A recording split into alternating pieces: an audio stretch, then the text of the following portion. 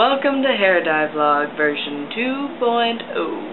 I did one of these a few years ago, back when I like to dye my hair colors found in nature. But if you're like me, you don't like looking normal, and if so then this vlog, it's for you. I'm going to let you know how I get my iconic look. I'm sharing my secrets, man. So, even though just yesterday I got told by a girl that she loved my hair, this is not on purpose. This is incredibly faded red. Now I'm happy. I like the fact that the color I use fades to neon pink. I think that rocks. But this isn't what I was going for, and my dark blonde roots are showing.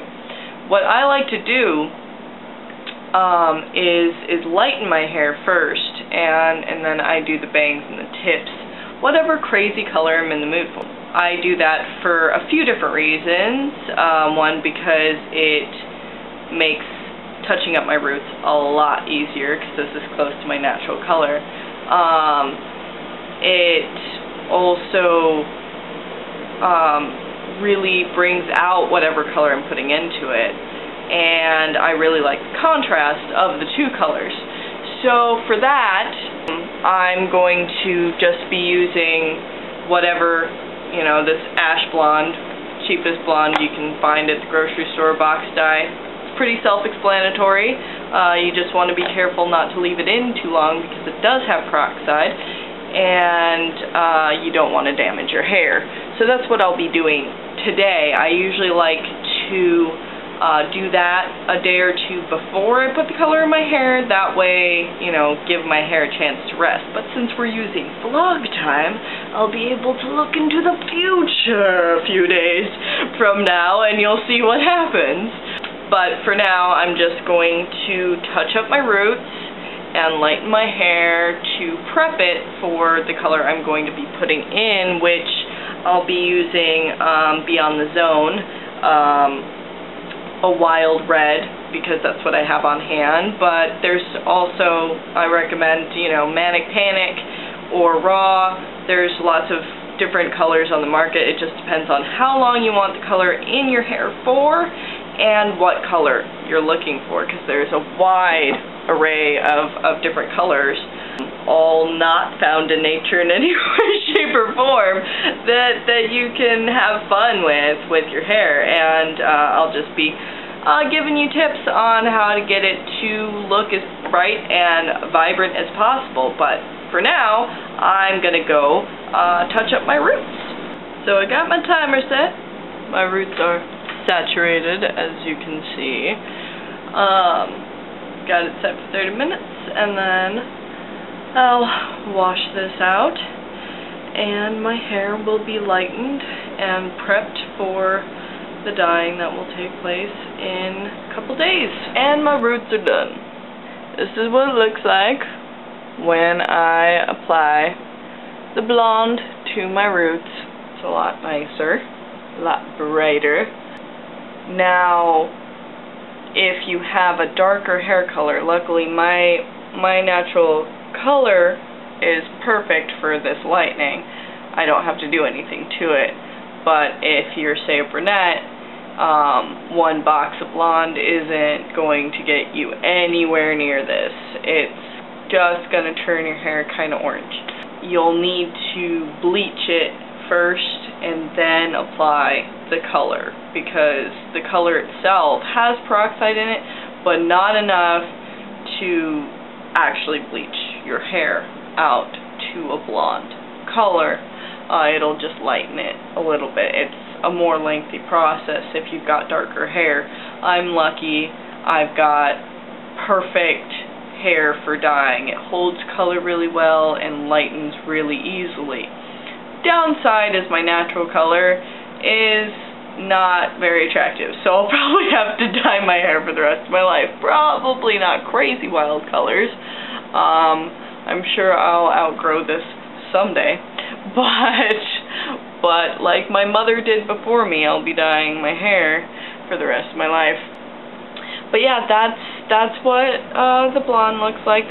This is the first step into getting what I want. I did my best not to touch the pink because I'm going to be putting the red in there, and I want as much color as possible. If I'm going to be putting a different color in there, I'll do my best to kind of wash out the previous color with whatever I'm bleaching my hair with.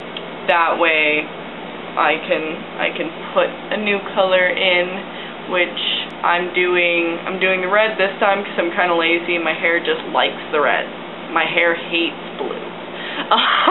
My hair hates blue, but I've got this teal color and this purple color that I used when I rainbowed my hair like this, and I really like how they blend together, and I'd kind of like to do this thing except with blurple.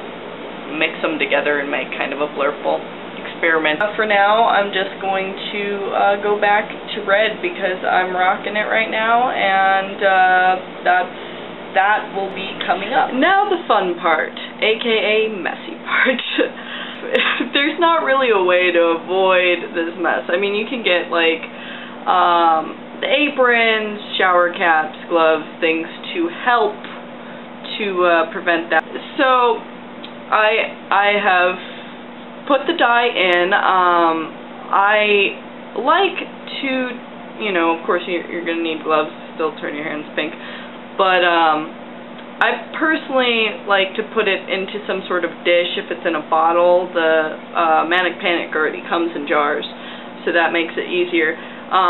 Just because I like to apply it with my hands. I have more control over it that way. The thing that you're really gonna need is to make sure that it's completely saturated. Dyed part of my face. To make sure that it's completely saturated on every side and angle.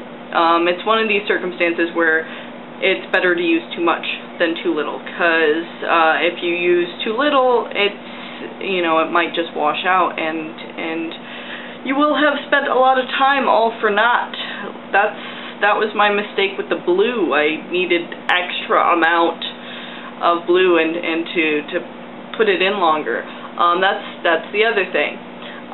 Depending on what you want, how long you want it to stay in your hair, is going to depend on how long you leave it in. This you're not mixing with any kind of developer.